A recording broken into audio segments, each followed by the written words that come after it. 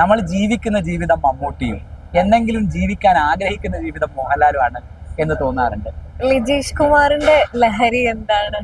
എന്നെ ലഹരി പിടിപ്പിച്ചത് എപ്പോഴും ജീവിതം തന്നെയായിരുന്നു. എന്നിട്ട് മമ്മൂട്ടി എന്തുകൊണ്ട് ഇത്ര വർഷമായും ഇങ്ങനെ ഡാൻസ് ചെയ്യുന്നു എന്നതിന് എന്നെ ലഹരി പിടിപ്പിച്ചത് എപ്പോഴും ജീവിതം തന്നെയായിരുന്നു. കുറച്ചുകൂടെ സുന്ദരമായി ജീവിക്കാമായിരുന്നില്ലേ എൻ്റെ ചുറ്റുമുള്ള മനുഷ്യർക്ക് എന്ന തോന്നൽ എനിക്ക് എപ്പോഴും ഉണ്ടായിരുന്നു. ഈ മഹാരാജ്യത്തിലെ ഒരു ചെറിയ വിഭാഗം ജനങ്ങൾ മാത്രം സംസാരിക്കുന്നതാണ് എൻ്റെ ഭാഷ. പക്ഷേ ഞങ്ങളുടെ ഭാഷ സജീവമാണ്, ചലനാത്മകമാണ്.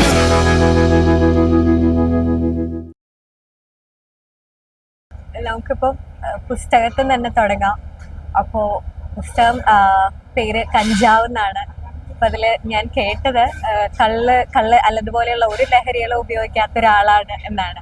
അപ്പൊ അങ്ങനെ കള്ള് കുടിക്കാത്ത, കഞ്ചാവ് വലിക്കാത്ത ഒരാള് എങ്ങനെയാണ് എഴുതുന്ന ഒരു പുസ്തകത്തിന് കഞ്ചാവ് എന്ന പേര് വരുന്നത്?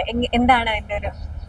ഞാൻ നേരത്തെ കഞ്ചാവ് എന്ന ടൈറ്റിലിൽ KLF നടന്ന സെഷനകത്ത് ആ കഥ പറഞ്ഞിരുന്നു. ഞാൻ ആദ്യമായി കോഴിക്കോട് എന്ന നഗരത്തിലെത്തിയ സമയത്ത് ഈ നഗരത്തെക്കുറിച്ചുള്ള എൻ്റെ ആദ്യത്തെ ഓർമ്മ ഈ നഗരത്തിൽ വന്ന് ഞാൻ കഴിച്ച ഒരു ഐസ്ക്രീമിൻ്റെ ഓർമ്മയാണെന്ന് പറഞ്ഞു. ഒരുപാടേറെ വൈവിധ്യങ്ങളൊന്നും ഇന്ന് ഐസ്ക്രീമിനുള്ള പോലത്തെ കാലമല്ല എൻ്റെ കുട്ടിക്കാലം.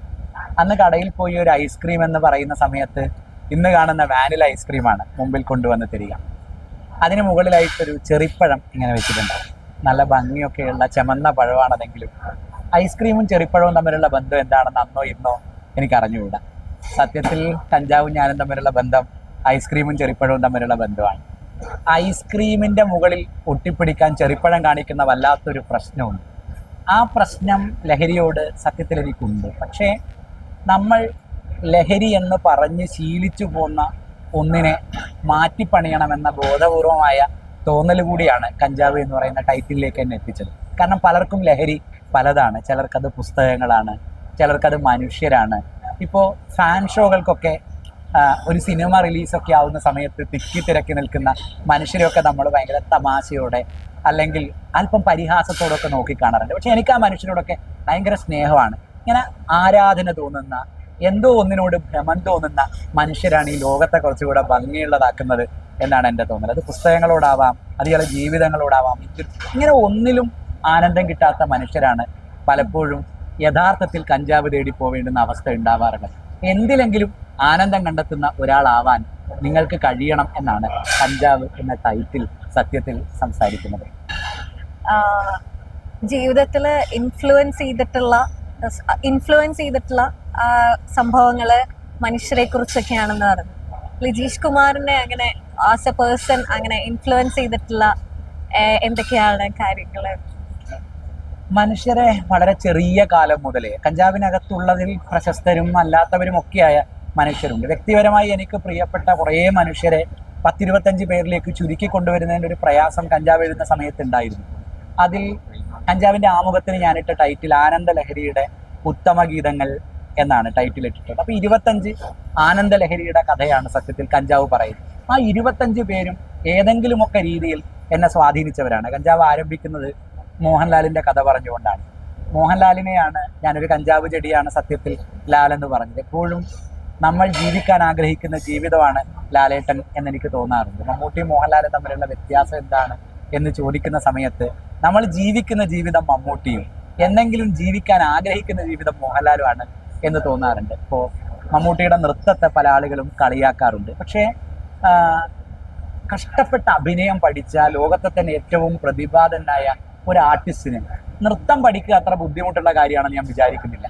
എന്നിട്ട് മമ്മൂട്ടി എന്തുകൊണ്ട് ഇത്ര വർഷമായും ഇങ്ങനെ ഡാൻസ് ചെയ്യുന്നു എന്നതിന് എൻ്റെ വ്യക്തിപരമായ ഉത്തരം, ഒരു മലയാളി ശരാശരി പുരുഷൻ ഇങ്ങനെയാണ് നൃത്തം ചെയ്യുക എന്ന് മമ്മൂട്ടിക്കറിയാം. നാം ചെയ്യുന്ന നൃത്തമാണ് മമ്മൂട്ടി സ്ക്രീനിൽ ചെയ്യുന്നത്. നാം പറയുന്ന തമാശയാണ് മമ്മൂട്ടി സത്യത്തിൽ സ്ക്രീനിൽ പറയുന്നത്. അങ്ങനെ മോഹൻലാലിനെ പോലെ എന്നോട് പറയൂ ഐ ലവ് യു എന്ന് പറയാൻ മമ്മൂട്ടിക്ക് പറ്റില്ല. മമ്മൂട്ടി വളരെ പതുക്കെ ഒരു മലയാളി മധ്യവർഗ പുരുഷ ജീവിതം എങ്ങനെയാണോ അടുത്തു പോയി നിന്ന് ഇഷ്ടമാണ് എന്ന് കൃത്യമായ ഒരു മീറ്ററിൽ പറഞ്ഞൊപ്പിക്കുന്നത്, ആ മീറ്ററാണ് മമ്മൂട്ടി.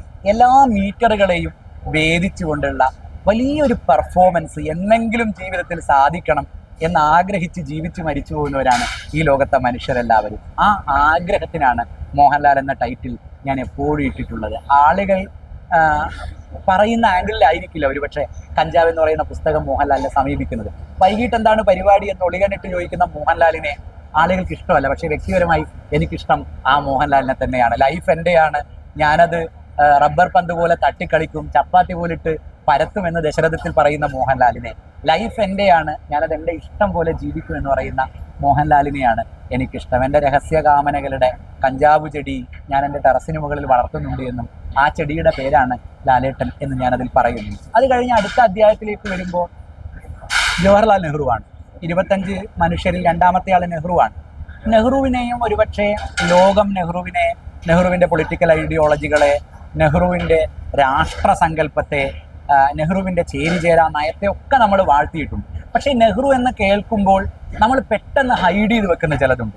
അത് തീർച്ചയായും മൗണ്ട് ബാറ്റന്റെ ഭാര്യയുമായി നെഹ്റുവിന് ഉണ്ടായിരുന്നു എന്ന് പറയപ്പെടുന്ന സ്നേഹബന്ധം നമുക്ക് പ്രശ്നമാണ്. ആ നെഹ്റുവിനെ മാറ്റിവെച്ച് നമ്മളെപ്പോഴും ഐഡിയലായ നമുക്കിഷ്ടമുള്ള ഒരു നെഹ്റുവിനെ നിർമ്മിക്കാറുണ്ട്.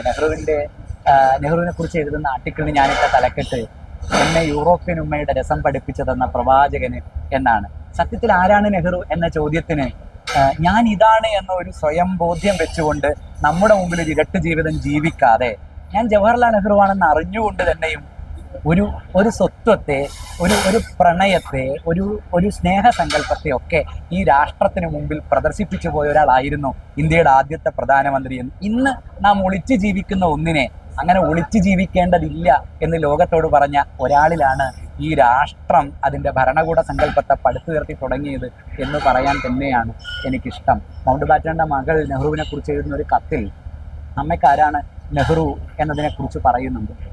ഇന്ത്യയിൽ നിന്ന് മൗണ്ട് ബാറ്റണും ഭാര്യയും ഒക്കെ തിരിച്ചു പോയതിന് ശേഷം അമ്മയെ തേടി വരാറുണ്ടായിരുന്ന നെഹ്റുവിൻ്റെ കത്തുകളെക്കുറിച്ച് അവൾ പറയുന്നത് 40 കഴിയുമ്പോൾ സ്ത്രീ അനുഭവിക്കുന്ന വല്ലാത്തൊരു ഏകാന്തതയുണ്ട്. ആ ഏകാന്തത ഒരിക്കലും എൻ്റെ അപ്പന് മനസ്സിലായിരുന്നില്ല. പക്ഷേ അമ്മയെ തേടി വരുന്ന നെഹ്റുവിൻ്റെ കത്തുകൾക്ക് ആ ഏകാന്തത മനസ്സിലായിരുന്നു. മരണം കാത്തു കഴിഞ്ഞിരുന്ന അമ്മയുടെ മുറിയിൽ അമ്മയുടെ മരണം വരെയും പ്രവർത്തിച്ചു കൊണ്ടിരുന്ന ഒരു സംഗീതോപകരണം പോലെയായിരുന്നു നെഹ്റുവിൻ്റെ കത്തുകൾ എന്നാണ്. ആ സംഗീതോപകരണത്തിനാണ് ഭംഗി എന്നെനിക്ക് തോന്നാറുണ്ട്. അങ്ങനെ എൻ്റെ മാത്രം നോട്ടത്തിൽ ഒരുപക്ഷെ എന്നെ ആകർഷിച്ച ചിലത് അതൊരുപക്ഷെ ഇവിടുത്തെ മൊറാലിറ്റികൾക്കോ നാം പടുത്തുയർത്തി വെച്ചിരിക്കുന്ന കോൺസെപ്റ്റുകൾക്കോ ഒക്കെ എതിരായിരിക്കാം. ഇപ്പോൾ സൗരവ് ഗാംഗുലിയെ കുറിച്ച് പറയുന്ന ലേഖനത്തിന് ഞാനതിലിട്ട തലക്കെട്ട് കാതലൻ ദാദ എന്നാണ്. തീർച്ചയായും ഇന്ത്യ എന്ന് പറയുന്ന ഒരു അഗ്രസീവായ ക്രിക്കറ്റ് രാജ്യത്തെ ഉണ്ടാക്കിയ സൗരവ് ഗാംഗുലിയേക്കാൾ നഗ്മയെ പ്രണയിച്ചിരുന്ന സൗരവ് ഗാംഗുലിയെ നോക്കാൻ എനിക്ക് ഇഷ്ടമായിരുന്നു. അതുകൊണ്ട് കാതലൻ ദാദയാണ് ഇതിലുള്ളത്. അങ്ങനെയുള്ള നോട്ടങ്ങളാണ് നാം ഒളിച്ചു കടത്തേണ്ടി വരുന്ന ചിലതിനെ അങ്ങനെ ഒളിച്ചു കടത്താതെ ലോകത്തിന് മുമ്പിൽ വെക്കണം എന്ന തോന്നലായിരുന്നു കഞ്ചാവ്. ഒളിച്ചു കടത്തുകയാണ് പലപ്പോഴും കഞ്ചാവ് ചരിത്രപരമായി ഇവിടെ നിർവഹിച്ചു പോന്നിരുന്ന ദൗത്യം. ഒളിച്ചു കടത്താത്തൊരു കഞ്ചാവ് ഉണ്ടാവട്ടെ എന്ന് വിചാരിച്ചാണ് കഞ്ചാവ് ഉണ്ടാക്കിയത്. ലിജീഷ് കുമാറിന്റെ ലഹരി എന്താണ്? എന്നെ ലഹരി പിടിപ്പിച്ചത് എപ്പോഴും ജീവിതം തന്നെയായിരുന്നു. കുറച്ചുകൂടെ സുന്ദരമായി ജീവിക്കാമായിരുന്നില്ലേ എൻ്റെ ചുറ്റുമുള്ള മനുഷ്യർക്ക് എന്ന തോന്നൽ എനിക്ക് എപ്പോഴും ഉണ്ടായിരുന്നു. എൻ്റെ അമ്മയെ കാണുന്ന സമയത്ത്, ഞാൻ ചുറ്റും കണ്ട് ശീലിച്ച മനുഷ്യരെ കാണുന്ന സമയത്ത് ഇതിനെല്ലാം അപ്പുറത്തുള്ളൊരു ജീവിതം അവർക്ക് സാധ്യമായിരുന്നു. കുറച്ചുകൂടെ ആനന്ദ അന്വേഷികളാവാമായിരുന്നു മനുഷ്യർക്ക് എന്ന് പറയുന്ന തോന്നൽ എനിക്കുണ്ടായിരുന്നു. ആ തോന്നലിലാണ് ഞാൻ എൻ്റെ ജീവിതത്തെ നിർമ്മിച്ചത്. അതുകൊണ്ട് അടിമുടി ഞാൻ എന്താണ് എന്ന് ചോദിച്ചാൽ അടിമുടി ജീവിതത്തിലെ ഏറ്റവും കുഞ്ഞു നിമിഷങ്ങൾ പോലും ആനന്ദമുള്ളതാക്കണം എന്നാണ് നമ്മളുടെ എല്ലാ. ഇപ്പോൾ പുതിയൊരു തലമുറയെ നാം ഉണ്ടാക്കിയെടുക്കുന്ന സമയത്ത് കഞ്ചാവിനകത്ത് ആൻ റൈസിൻ്റെ കഥ പറയുന്നുണ്ട്. ആൻ റൈസിനെ കുറിച്ച് അതിനകത്ത് പറയുമ്പോൾ ആൻ റൈസ് പറഞ്ഞ ഒരു പ്രയോഗം കഞ്ചാവിനകത്ത് കോട്ട് ചെയ്യുന്നുണ്ട്. അത് ആൻ റൈസ് പറയുന്നുണ്ട്, പെണ്ണുങ്ങൾക്ക് ഫാൻറ്റസികൾ ഉണ്ടാവുമോ എന്ന് നിങ്ങൾ ചോദിക്കും. എൻ്റെ ഉത്തരം പെണ്ണുങ്ങൾക്ക് ഫാൻറ്റസികൾ മാത്രമേ ഉള്ളൂ എന്നാണ്. അങ്ങനെ പെണ്ണുങ്ങളുടെ ഫാൻറ്റസിയെ അഡ്രസ്സ് ചെയ്യാൻ തയ്യാറാവാത്ത, കാമനകളെ അഡ്രസ്സ് ചെയ്യാൻ തയ്യാറാവാത്ത ഒരു ലോകത്ത് നിരന്തരമായി ആനന്ദ അന്വേഷണം നടത്തി ജീവിക്കുക എന്നത് തന്നെയാണ് എൻ്റെ ലഹരിയായി ഞാൻ കാണുന്നത്. ഞാനൊരു ആനന്ദ അന്വേഷിയായ മനുഷ്യനായിരുന്നു എക്കാലത്തും. എൻ്റെ ചുറ്റുമുള്ളവരും ആനന്ദം അന്വേഷിക്കട്ടെ. ആനന്ദം പലർക്കും പലതായിരിക്കാം. ഒരാൾക്ക് അവനവൻ ഇഷ്ടമുള്ള ഒന്നിൽ ജീവിക്കാൻ കഴിയുന്ന ഒരു ലോകം നിർമ്മിക്കണം. ആ ലോകത്ത് മരിക്കുന്നതിന് മുമ്പേ ജീവിക്കണം എന്ന് തന്നെയാണ് എൻ്റെ ആഗ്രഹം.